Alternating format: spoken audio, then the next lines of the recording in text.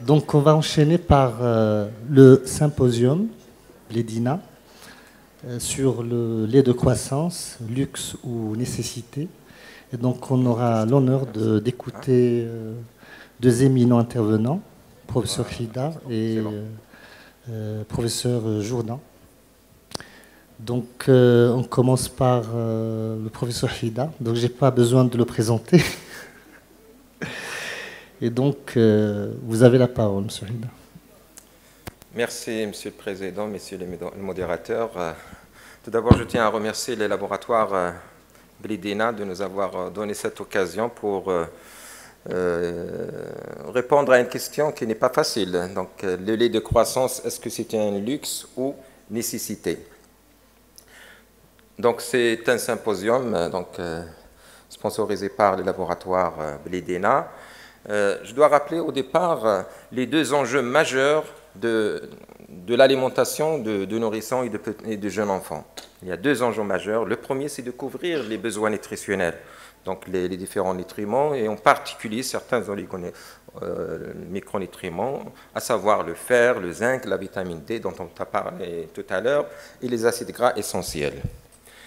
Le deuxième enjeu de la nutrition, plus de ce premier, c'est de couvrir les besoins nutritionnels, c'est de maintenir une bonne santé digestive parce que c'est elle qui est responsable d'une bonne santé globale.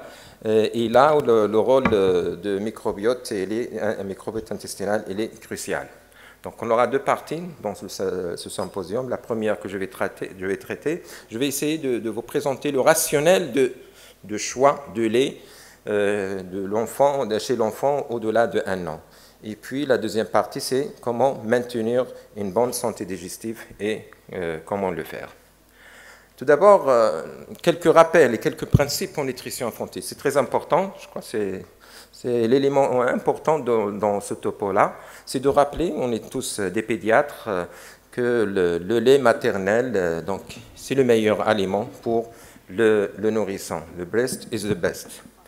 Et rappeler quand même la diversification alimentaire, c'est une période qui est cruciale, qui est très importante chez le nourrisson, et de rappeler l'intérêt et l'importance des 1000 premiers jours comme fenêtre d'opportunité de la nutrition pour une santé future optimale. Et vous savez tous qu'en matière de nutrition, il y a des tranches d'âge, parce que les recommandations diffèrent. Il y a le premier semestre, le deuxième, et au-delà de 1 an. Et là, donc, c'est une période de transition qu'il faut prendre en considération, une transition d'une alimentation infantile à une alimentation familiale, c'est-à-dire au-delà de 1 an. Donc, on commence à proposer des plats familiaux pour le nourrisson. Est-ce que c'est adapté ou pas? Donc la question qu'on se pose au-delà de 1 an, c'est peut-être le consensus chez le bébé de 0 à 12 mois, donc une alimentation infantile, c'est bien sûr, soit c'est le lait maternel, sinon c'est les préparations lactées adaptées, c'est consensuel. Au-delà de 1 an, on se pose des questions. Peut-être, je ne sais pas, dans la salle, est-ce que vous recommander d'emblée le lait de croissance ou bien pour vous c'est un luxe donc c'est la question qu'on se pose. Et pour répondre à cette question, il faut donner de l'importance aux besoins nutritionnels qui sont spécifiques chez l'enfant, chez le nourrisson au-delà de 1 an. C'est très important, il ne faut pas oublier cette notion-là. Et en matière de nutrition infantile, les études sont très difficiles. Donc c'est très difficile de randomiser, c'est très difficile. Il y a quand même des avis d'éthique parfois défavorables à les avis de certaines études. Et la majorité des études qui sont faites, c'est des états des lieux qui essayent de constater et de faire des études observationnelles pour comparer, c'est-à-dire cette population avec une alimentation donnée avec une autre population. Donc, et dans ces études d'état des lieux, souvent on constate des écarts importants entre les apports nutritionnels apportés par l'alimentation et les apports recommandés recommandés. Donc la question qu'on se pose, quelles seraient les solutions optimales pour une nutrition optimale pour un enfant âgé de plus de 1 an? Donc un enfant de 1 à 3 ans, donc il faut rappeler toujours que les besoins nutritionnels sont spécifiques. c'est vrai, on donne beaucoup de l'importance aux nourrissons, mais au-delà, donc, il y a quand même, ça persiste, ce besoin donc, spécifique, il est là, parce que la croissance, on va le voir, elle est toujours là, et c'est une période de transition, donc il faut faire attention aux aliments qu'on présente à cet enfant-là. Donc là, je vous ai mis donc, la courbe de croissance au cours des premiers 1000 jours. Vous voyez, c'est que la croissance, elle est toujours importante. C'est un an, au-delà d'un an, donc elle est là. Donc les besoins spécifiques, ils sont très importants à prendre en considération. Également, c'est une période cruciale pour le développement et la maturation des différents organes donc, et des systèmes. Donc, vous avez ici le thymus, le cerveau, le foie, donc, et on s'intéresse, donc au-delà d'un an, vous voyez là la vitesse de croissance qui est toujours importante. Les besoins nutritionnels sont encore supérieurs à ceux de l'adulte. Il faut rappeler que l'enfant ne doit pas être considéré comme un adulte en miniature. Donc, comme l'a dit Robert Debré, l'enfant n'est pas un adulte en miniature, mais c'est un adulte en devenir. Et vous voyez ici un petit peu les besoins nutritionnels supplémentaires d'un enfant à 1 an comparativement à un adulte de 70 kg. Donc, si vous voyez, si vous regardez un petit peu le fer, les besoins, c'est 6 fois plus. La vitamine D, c'est 15 fois plus. Et ainsi de suite. Donc, c'est des besoins qui sont très importants à cette période d'âge. Et l'alimentation solide seule, parce qu'elle est déjà diversifiée, n'arrive pas à répondre à ces besoins-là. Donc, c'est l'enjeu majeur. Donc, surtout pour le fer, la vitamine D, les acides gras essentiels. Donc, on va s'intéresser au fer. Le fer, comme vous le savez, c'est juste un rappel, c'est un oligo-élément indispensable à la bonne santé de l'enfant, donc pour le développement cognitif, pour le développement du système immunitaire et pour une croissance optimale. Et vous avez ici les besoins, donc en fonction des tranches d'âge. Donc le premier semestre, le deuxième semestre et au-delà de 1 an. Donc les besoins moyens de fer ingéré, c'est 5,1 mg par jour et les besoins recommandés en fer absorbé, 0,7. Donc on va retenir ce chiffre-là parce qu'on aura besoin. La carence martiale, elle est très importante à l'échelle mondiale. Et vous avez ici, au niveau de l'Afrique, donc vous avez ici le bleu foncé, c'est au-delà de 40, et les pays de Nord-Afrique, c'est autour de 20 à 40%. Et malgré les stratégies qui ont été faites pour améliorer cette situation avec des fortifications, etc., donc depuis les années 1990-2016, les choses n'ont pas beaucoup changé. Donc, il faut chercher d'autres solutions optimales pour faire face à cette carence martiale chez les enfants de moins de 5 ans. Et dans l'enquête dont a parlé Mme Aziza Erfouri tout à l'heure, vous avez ici le chiffre de 31% des enfants de moins de 5 ans donc, souffrent d'une carence martiale. Donc, même c'est un chiffre qui est très important chez nous. Et sans oublier les conséquences cliniques à court et à long terme d'une carence en fer sur la croissance et le développement, donc dont on a parlé tout à l'heure, l'altération de développement cérébral et psychomoteur de l'enfant et l'altération des fonctions immunitaires, puisque le fer il est très important à tous ces niveaux-là. Sans oublier également peut-être le rôle de la carence martiale dans les échecs scolaires. Il y a des études observationnelles qui ont été faites, c'est des études type cas témoins pour voir un petit peu le rendement scolaire en fonction de leur statut martial. Donc c'est des éléments très importants à prendre en considération. Et au-delà des conséquences cliniques de la carence en fer, il y a un impact économique non négligeable. Donc, dans les politiques des stratégies de lutte, donc c'est des budgets et la diminution de la capacité productive de la population par la suite, avec tout cet impact de la carence martiale sur le développement cognitif, etc. Ça, c'était pour le fer. Par rapport à la vitamine D, tout à l'heure, il y avait toute une discussion sur la vitamine D. C'est un nutriment, c'est une hormone plus qu'une vitamine. C'est un nutriment indispensable à la bonne santé de jeunes enfants cette plaque juste pour vous rappeler un petit peu des besoins importants. Donc ça, au cours de la première année, c'est 10 microgrammes par jour, et un an, au-delà de 1 an, c'est 15 microgrammes par jour. Donc, et vous savez que les deux sources possibles pour couvrir ces besoins, c'est l'exposition au soleil, mais avec l'état d'urbanisme, etc., donc c'est une entrave.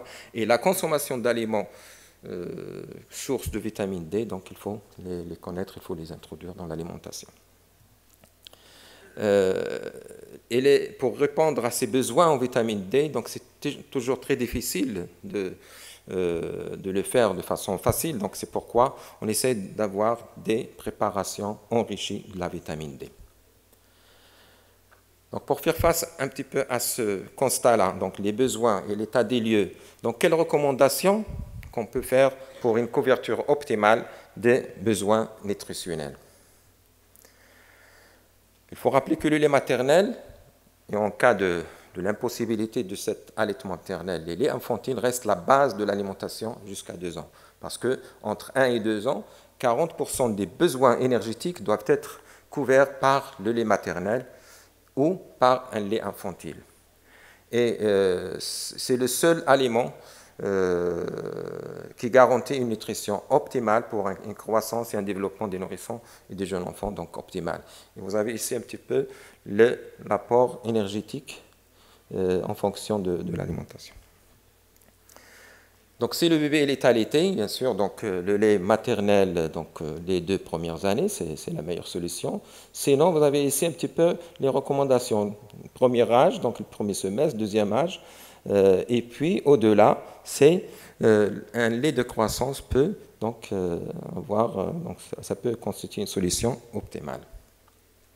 Pourquoi? Parce que le lait de croissance, la teneur en protéines, elle est adaptée, il est riche en acides gras essentiels et surtout il est fortifié par les oligo-éléments dont on a parlé, essentiellement le fer et la vitamine D pour répondre à ces besoins spécifiques. J'ai essayé de voir un petit peu les recommandations des différentes sociétés savantes, qu'est-ce qu'ils en pensent, est-ce qu'ils le recommandent. Donc j'ai trouvé les recommandations de la société belge, puis la société espagnole, société pédiatrique espagnole, italienne.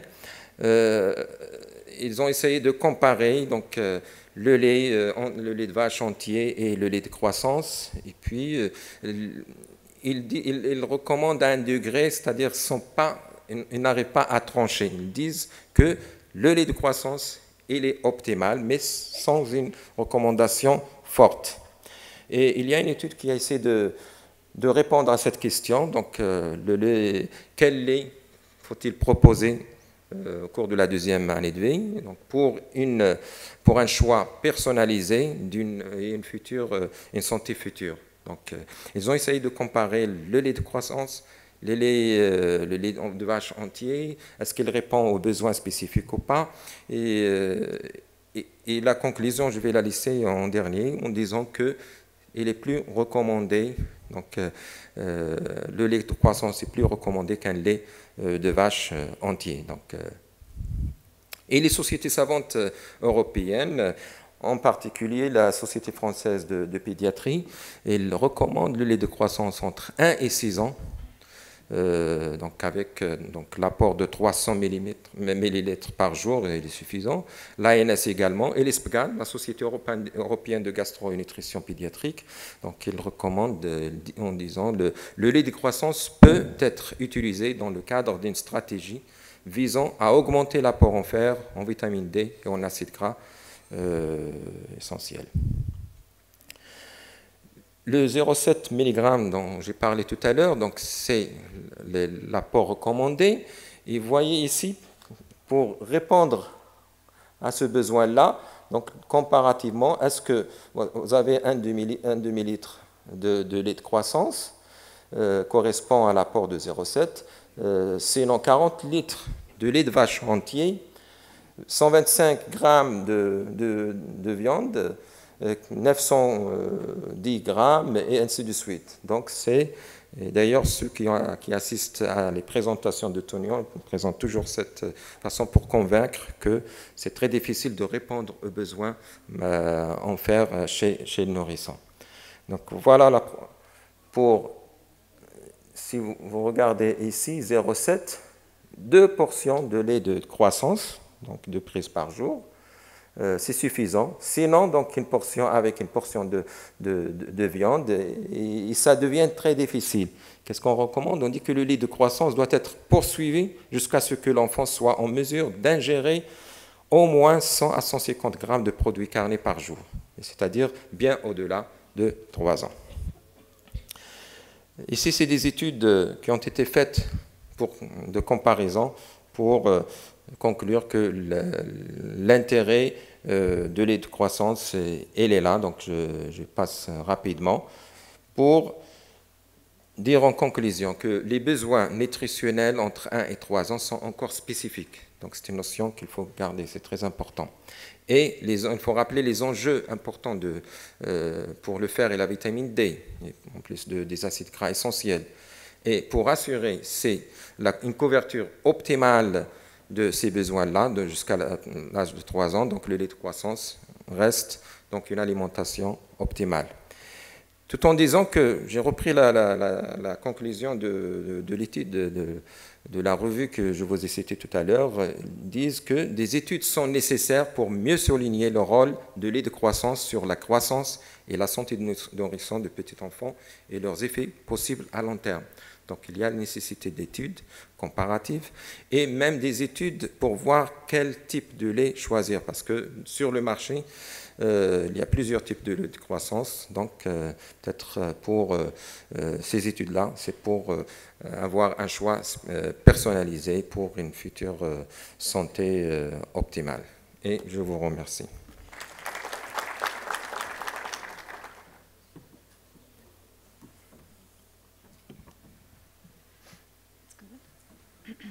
Merci, M. Hida, pour cette excellente présentation sur les laits de suite, leur intérêt.